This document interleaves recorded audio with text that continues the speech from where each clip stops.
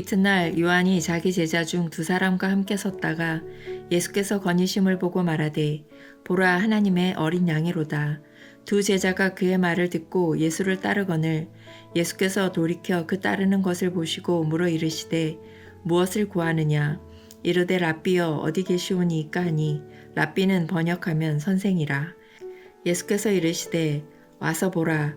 그러므로 그들이 가서 계신 데를 보고 그날 함께 거하니 때가 10시쯤 되었더라. 요한의 말을 듣고 예수를 따르는 두 사람 중에 하나는 시몬 베드로의 형제 안드레라. 그가 먼저 자기의 형제 시몬을 찾아 말하되 우리가 메시아를 만났다 하고 메시아는 번역하면 그리스도라.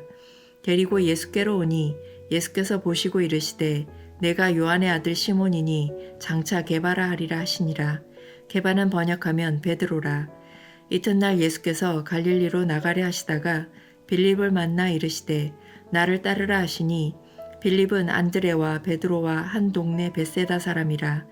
빌립이 나다나엘을 찾아 이르되 모세가 율법에 기록하였고 여러 선지자가 기록한 그 일을 우리가 만났으니 요셉의 아들 나사렛 예수니라. 나다나엘이 이르되 나사렛에서 무슨 선한 것이 날 수 있느냐. 빌립이 이르되 와서 보라 하니라. 예수께서 나다나엘이 자기에게 오는 것을 보시고 그를 가리켜 이르시되 보라 이는 참으로 이스라엘 사람이라. 그 속에 간사한 것이 없도다. 나다나엘이 이르되 어떻게 나를 아시나이까. 예수께서 대답하여 이르시되 빌립이 너를 부르기 전에 내가 무화과 나무 아래 있을 때에 보았노라. 나다나엘이 대답하되 랍비여 당신은 하나님의 아들이시요 당신은 이스라엘의 임금이로소이다. 예수께서 대답하여 이르시되 내가 너를 무화과 나무 아래에서 보았다 함으로 믿느냐. 이보다 더 큰 일을 보리라. 또 이르시되 진실로 진실로 너에게 이르노니 하늘이 열리고 하나님의 사자들이 인자 위에 오르락 내리락 하는 것을 보리라 하시니라.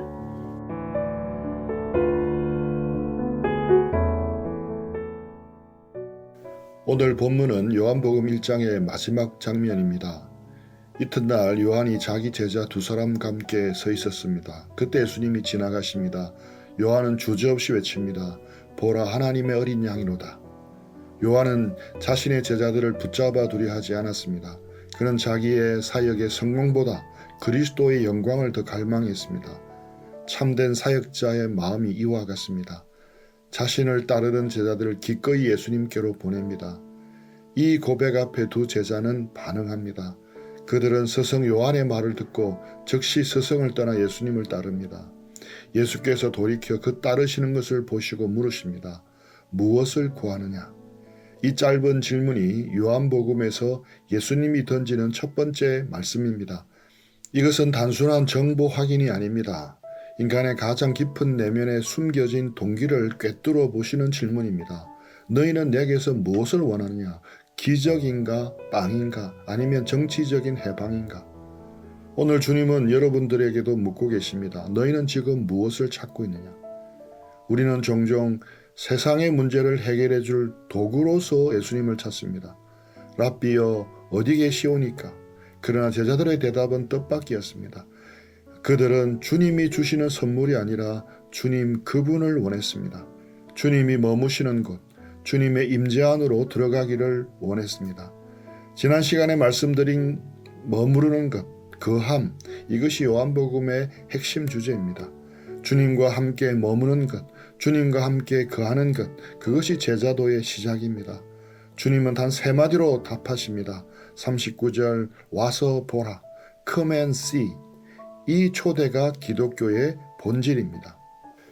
기독교는 추상적인 철학이 아니라 살아계신 그리스도와의 실제적인 만남입니다. 제자들은 그날 주님과 함께 거했습니다. 시각은 제10시쯤, 즉 오후 4시경이었습니다. 해가 뉘엿뉘엿 지는 시간, 그들은 주님 곁에서 영원히 잊지 못할 대화를 나누었을 것입니다. 이 만남이 안드레의 인생을 뒤바꿔 놓았습니다. 안드레가 가장 먼저 한 일이 무엇입니까? 자기 형제 시몬을 찾아가는 것이었습니다. 그리고 외칩니다. 41절 우리가 메시아를 만났다. 메시아는 히브리어로 기름 부음 받은 자를 뜻합니다. 당시 유대인들이 그토록 갈구하던 구원자입니다. 안드레는 자신이 발견한 그 엄청난 보화를 형제와 나누지 않고는 견딜 수가 없었습니다. 안드레는 사람들을 예수님께로 데리고 온 사람입니다. 그는 비록 베드로처럼 화려한 주목은 받지 못했지만 가장 위대한 사역을 했습니다. 바로 베드로를 주님께 인도한 것입니다. 복음은 이렇게 흐릅니다. 내가 만난 예수님을 가장 가까운 이에게 전하는 것, 그것이 가장 강력한 전도요 선교입니다. 예수님은 시몬을 보시고 말씀하십니다. 42절 예수께서 보시고 이르시되 내가 요한의 아들 시몬이니 장차 게바라 하리라. 여기서 보시고라는 단어에 주목하십시오. 이것은 겉모습을 보는 것이 아닙니다. 그 사람의 중심을 꿰뚫어 보시는 주님의 시선입니다. 당시 시몬은 갈대처럼 흔들리는 성격의 소유자였습니다. 하지만 주님은 그를 반석, 게바라고 부르십니다. 이것이 하나님의 주권적인 은혜입니다. 주님은 우리의 과거를 묻지 않으십니다. 현재의 초라함을 보지 않으십니다. 주님의 손안에서 우리가 무엇이 될 것인가를 보십니다. 이름이 바뀐다는 것은 신분이 바뀌고 존재가 바뀐다는 뜻입니다. 주님은 오늘 여러분에게도 새로운 이름을 주기를 원하십니다. 이튿날 예수께서 갈릴리로 나가려 하시다가 빌립을 만나 이르십니다. 43절 빌립을 만나 이르시되 나를 따르라. 여기서 만나다란 단어는 우연히 길에서 마주친 것이 아닙니다. 이 단어는 주님의 주도권적인 찾아내심을 의미합니다. 안드레와 요한은 세례 요한의 소개로 주님께 왔지만 빌립은 주님이 직접 찾아가 부르신 첫 번째 제자입니다. 이것이 바로 은혜입니다. 우리가 주님을 먼저 찾은 것이 아닙니다. 주님이 우리 인생에 먼저 찾아오셨습니다. 빌립은 벳세다 사람입니다. 안드레, 베드로와 한 동네 사람이었습니다. 주님은 한 영혼을 부르실 때 그가 처한 환경과 관계망을 세밀하게 사용하십니다. 빌립이 받은 명령은 단순합니다. 나를 따르라. 이 명령은 현재 명령형으로 지금 따르기 시작하여 계속 따르라는 뜻입니다. 주님을 따르는 것은 일회적 이벤트가 아니라 평생에 걸친 순종의 여정입니다. 주님의 이 강력한 부르심 앞에 빌립의 영혼은 완전히 사로잡혔습니다. 빌립은 주님을 만나자마자 친구 나다나엘을 찾아갑니다. 그리고 선포합니다. 모세가 율법에 기록하였고 여러 선지자가 기록한 그 일을 우리가 만났으니 요셉의 아들 나사렛 예수니라. 이 고백을 한 빌립은 구약 성경 전체를 꿰뚫고 있었습니다. 빌립은 예수님을 단순히 좋은 스승으로 본 것이 아니었습니다. 창세기부터 말라기까지 모든 성경이 예언하고 기다려온 그 약속의 실체로 인식했습니다. 하지만 빌립의 고백에는 한 가지 인간적인 한계가 섞여 있었습니다. 그는 예수님을 요셉의 아들 나사렛 예수라고 소개합니다. 예수님은 성령으로 잉태되신 하나님의 아들이시지만 빌립은 아직 그분을 나사렛 출신의 목수 아들로만 알고 있었습니다. 그럼에도 주님은 이 서툰 고백을 사용하십니다. 우리의 지식이 완벽해야 주님이 일하시는 것은 아닙니다. 부족한 고백이라도 예수님을 향한 진심이 있다면 하나님은 그것을 통해 누군가의 영혼을 깨우십니다. 나다나엘의 반응은 냉담했습니다. 46절 나사렛에서 무슨 선한 것이 날 수 있느냐? 이것은 당시 유대 사회의 뿌리 깊은 편견이었습니다. 나사렛은 보잘것없는 시골이었습니다. 메시아가 그런 비천한 곳에서 나올 리가 없다는 인간적인 상식이 그의 눈을 가렸습니다. 이때 빌립은 나다나엘과 논쟁하지 않습니다. 그가 주님께 들었던 그 문장을 그대로 돌려줍니다. 와서 보라. Come and see. 전도는 상대를 설득해 굴복시키는 것이 아닙니다. 그저 그 사람을 예수 그리스도의 임재 앞으로 데려다 놓는 것입니다. 빛이 비추면 어둠이 절로 물러가듯 예수님을 대면하면 모든 편견이 녹아내리기 때문입니다. 빛이 비추면 어둠이 절로 물러가듯 예수님을 대면하면 모든 편견은 녹아내리기 때문입니다. 예수께서 나다나엘이 자기에게 오는 것을 보시고 그를 가리켜 말씀하십니다. 보라, 이는 참으로 이스라엘 사람이라 그 속에 간사한 것이 없도다. 이 말씀은 나다나엘이 도덕적으로 결함이 전혀 없다는 뜻이 아닙니다. 이것은 그의 중심이 하나님을 향해 정직했다는 뜻입니다. 당시 많은 유대인들이 외식과 형식주의에 빠져 있었습니다. 나다나엘은 비록 편견은 있었을지언정 참된 메시아를 갈망하며 성경을 묵상하던 남은 자 중에 한 사람이었습니다. 주님은 우리의 겉모양을 보지 않으십니다. 우리가 얼마나 거룩한 척하는지에는 관심이 없으십니다. 주님은 우리 심령 골수를 찌르시며 그 안에 있는 진실하심을 보십니다.